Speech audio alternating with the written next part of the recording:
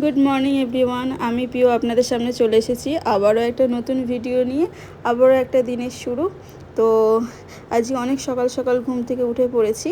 উঠেই আজকে প্রথমেই চলে এসেছি রান্নাঘরে এসেই জানলা খুলতেই দেখুন এই পাখিটাকে আমি দেখতে পেলাম। পাখিটার এত সুন্দর মানে করছে, হাত পা নাড়াচ্ছে, ডানা মেলছে, এই করছে। তো সকালটাকে দেখেই বেশ ভালো হয়ে গেল। আমাদের পাখি, এই পাখিটাকে আমাদের এখানে ডাক পাখি নামে সবাই চেনে। তো খুবই ভালো লাগলো পাখিটাকে দেখে। এখানে আমাদের অনেক পাখি আসে, মাছরাঙা পাখি, যেহেতু এখানে মাছ টাছ চাষ হয় তো সেই জন্য।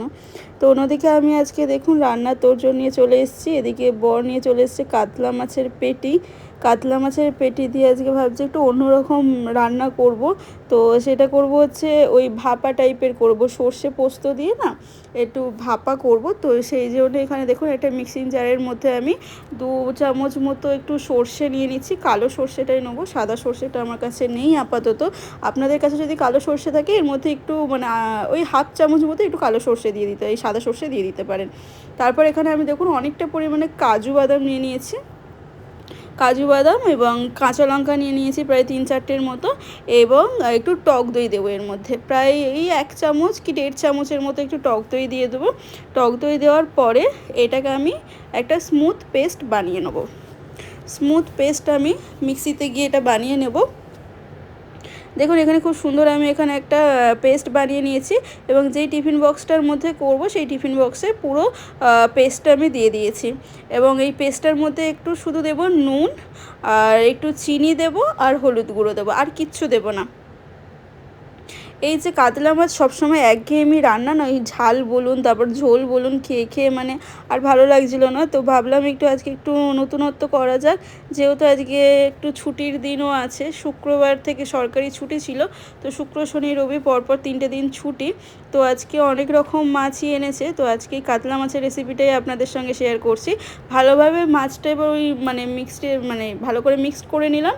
এবারে এর মধ্যে দিয়ে দেবো অনেকটা পরিমাণে কাঁচা সর্ষের তেল দিয়ে দেব, এবং বেশ কয়েকটা কাঁচা লঙ্কা আমি এখানে চিড়েও দেব।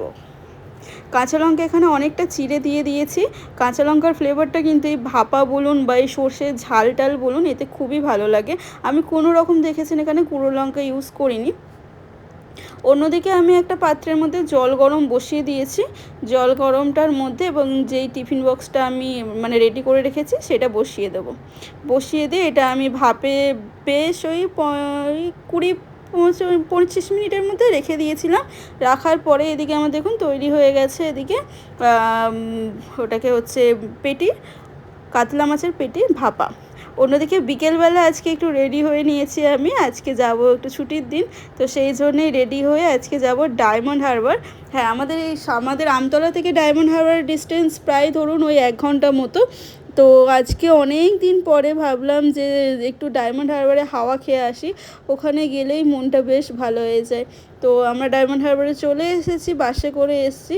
তো দেখুন এই সামনেই নদীটা দেখা যাচ্ছে, দারুণ লাগছিল, নদীর একটা হালকা হাওয়া দিচ্ছিল, তো বেশ ভালো লাগছিল। এই ডায়মন্ড হারবারে মানে যখনই আসি না তখনই মনটা বেশ ভালো হয়ে যায়। এখানের হাওয়াটা মানে দুর্দান্ত। এখানে আপনি একবার যদি কোনো দিনও পারেন তো ভোরবেলার দিকে একবার আসার চেষ্টা করবেন। আমি একবার এখানে ভোরবেলা এসেছিলাম, তো এত সুন্দর হাওয়া দিচ্ছিল, মানে আপনার এসি বলুন ফ্যান বলুন সব ফেল, এখানে এত হাওয়া দেয়। আপনি দেখতেই পাচ্ছেন নিশ্চয়ই ভিডিওতে, মানে সব সময় হাওয়া দেয় ওখানে।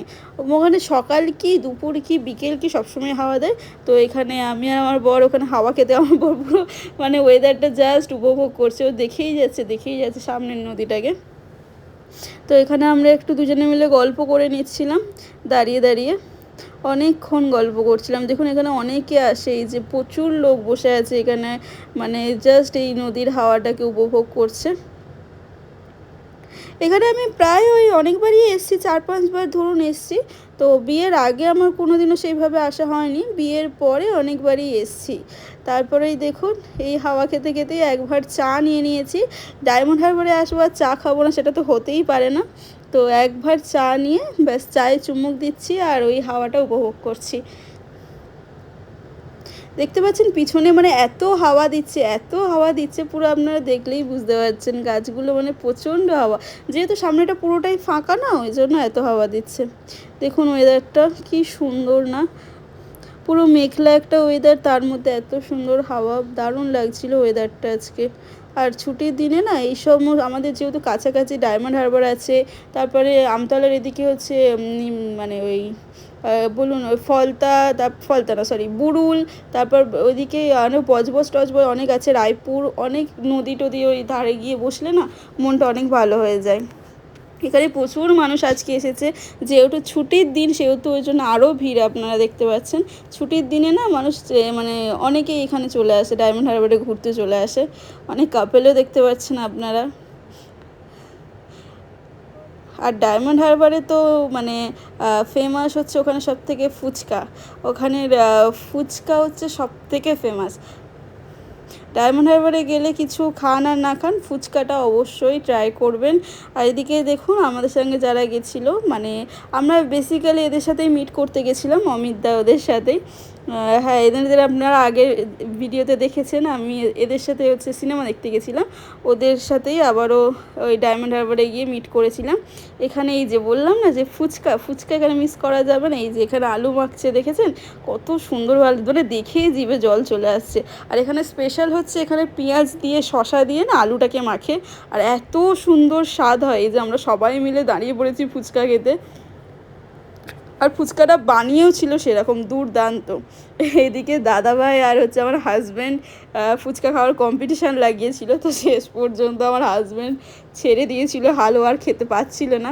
আর দাদাভাই রেকর্ড করেছিল, 50টা ফুচকা খেয়েছিল সেদিনকে। আমরা এরকম টুকটাক মাঝে মাঝে এরকম ছুটি পেলেই বেরিয়ে যাই, মনটাও ভালো হয়ে যায়, একঘেয়েমি সংসারের মধ্যে থাকতেও ভালো লাগে না, মাঝে মাঝে ছুটি পেলেই আমরা এই একটু টুকটাক ঘুরে আসি এদিক ওদিক। আর দাদা ওই প্রচুর ফুচকা খেতে ভালোবাসে, মানে একটা মেয়েকে হার মানিয়ে দেবে, এত ফুচকা খেতে ভালোবাসে। তো দেখুন এদিকে আমার বর শেষ করে ফেলেছে। তারপরেই আমি বসে গেছিলাম, মানে সবাই বসে গেছিলাম একটা আইসক্রিমের ডিব্বা নিয়ে, আইসক্রিমটা খাচ্ছিলাম আর এই হাওয়াটা উপভোগ করছিলাম। তো আজকের ভিডিওটা এই পর্যন্তই। যদি আপনাদের এই ভিডিওটা ভালো লেগে থাকে তাহলে অবশ্যই একটা লাইক করে দেবেন।